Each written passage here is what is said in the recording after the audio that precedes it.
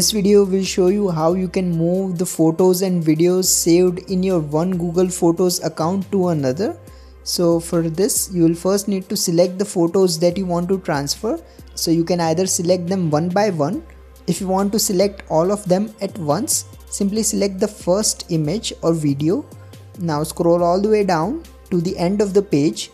Now hold down the Shift key on your keyboard and then select the last image or video. This will select all the photos and videos in between. Once you have done that, click on this share icon at the top. Now here select this create link option.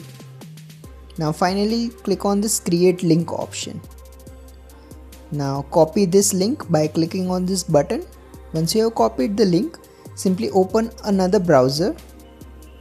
Now paste the copied link here and then hit enter. Once you see all your photos and videos here, you will need to sign into your second account here. Now finally click on this save photos icon. Once you have done this, click on Google Photos at the top. Now as you can see, all the photos and videos are saved to this particular Google Photos account. Now you can go to the first account and then delete the photos and videos from here. If you find this video useful, please don't forget to like and subscribe to Glitch Guru.